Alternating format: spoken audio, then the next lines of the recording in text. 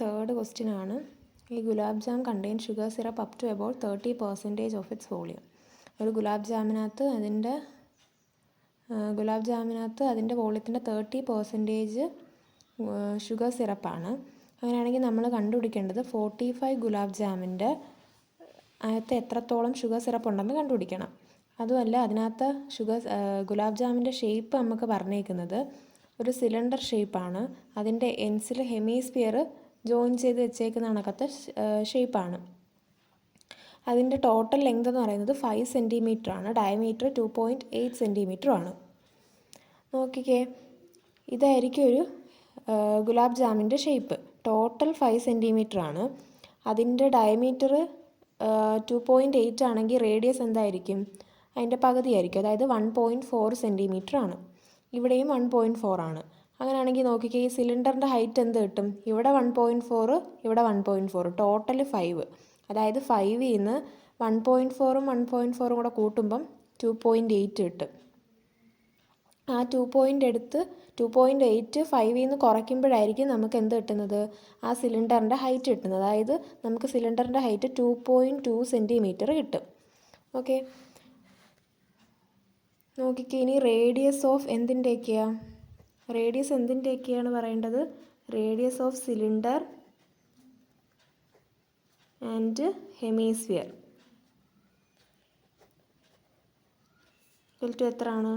Diameter നമുക്കറിയാം, D എന്ന് പറയുന്നത് 2.8 സെൻറ്റിമീറ്റർ ആണ്. റേഡിയസ് എന്ന് പറയുന്നത് d/2 ആണ്. That is equal to 1.4 centimetre ആണ്. ഇനി നോക്കിക്കേ, ഹൈറ്റ് ഓഫ് സിലിണ്ടർ എടുക്കുവാണെങ്കിൽ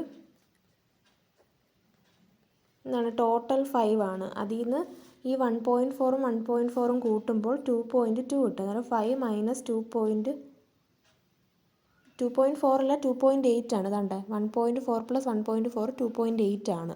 അതായത് 5ൽ നിന്ന് 2.8 കുറയ്ക്കുക.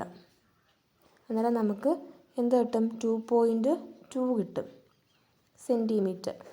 അങ്ങനെ നോക്കിക്കുക, ഹൈറ്റുമായി റേഡിയസുമായി. ഇത് വെച്ചിട്ട് നമ്മളിനി വോളിയം കണ്ടുപിടിക്കുക. വോളിയം കണ്ടുപിടിക്കുമ്പോൾ എന്തിൻ്റെയൊക്കെ വേണം? സിലിണ്ടറിൻ്റെ വോളിയം വേണം, ഈ 2 ഹെമിസ്ഫിയറിൻ്റെ വോളിയവും വേണം. നോക്കിക്കുക, അന്നേരം വോളിയം ഈക്വൽ ടു എങ്ങനെ എഴുതാം നമുക്ക്? Volume equal to volume of cylinder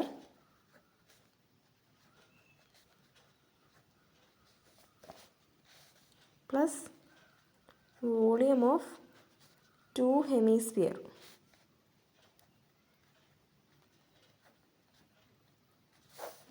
സിലിണ്ടറിൻ്റെ volume കണ്ടുപിടിക്കുന്ന ഇക്വേഷൻ πr²h പ്ലസ് ഹെമിസ്ഫിയറിൻ്റെ 2 × 2/3 πr³ that is equal to πr² രണ്ടിടത്തുനിന്നും കോമൺ എടുക്കുവാണെങ്കിൽ പിന്നെ എന്ത് കിട്ടും? ഇവിടുന്ന് πr² പോയാൽ ബാക്കി ഒരു h ഉണ്ട്. h പ്ലസ് ഇവിടുന്ന് πr² എടുക്കുവാണെങ്കിൽ ബാക്കി ഒരു r ഉണ്ട്. പിന്നെ 2 × 2 4, അതായത് 4/3 r ഉണ്ട്. ഓക്കെ, ഇനി നമുക്ക് വാല്യൂസ് സബ്സ്റ്റിറ്റ്യൂട്ട് ചെയ്യാം. പൈയുടെ വാല്യൂ 22/7. r എന്ന് പറയുന്നത് നമുക്ക് അവിടെ എന്തായിരുന്നു കിട്ടിയത്? 1.4 ആണ് കിട്ടിയത്. അത് കണക്ക് ഹൈറ്റ് ഓർക്കുക 2.2. r 1.4 × 1.4 കൊടുക്കുക. ഇനി ബ്രാക്കറ്റിൽ h എത്ര കിട്ടിയത്? 2.2 പ്ലസ് 4/3 × 1.4. ഇത് കിട്ടുമ്പോൾ നമുക്ക് എന്ത് കിട്ടും? 0.2 കിട്ടും. അതായത് 22 × 0.2 × 1.4. ഇത് ഇത്രയും കൂടെ മൾട്ടിപ്ലൈ ചെയ്യുമ്പോൾ നമുക്ക് പിന്നെ അത് മൾട്ടിപ്ലൈ ചെയ്തിട്ട് ഇതിൻ്റെ കൂടെ അത് കൂട്ടണം. 2.2 പ്ലസ് 4/3 × 1.4. ഇത് ഇത്രയും കൂടെ മൾട്ടിപ്ലൈ ചെയ്യുമ്പോൾ നമുക്ക് 6.16 എന്ന് കിട്ടും, ഇത് മൾട്ടിപ്ലൈ ചെയ്യുമ്പോൾ.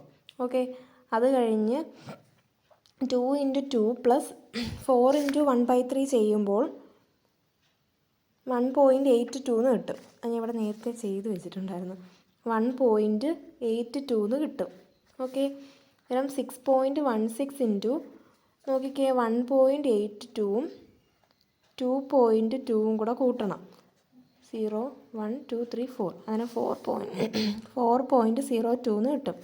ഇത് രണ്ടും കൂടെ മൾട്ടിപ്ലൈ ചെയ്യുമ്പോൾ നമുക്ക് കിട്ടുന്ന ആൻസറാണ് 24.76 സെൻറ്റിമീറ്റർ ക്യൂബാണ്, വോളിയമാണേ.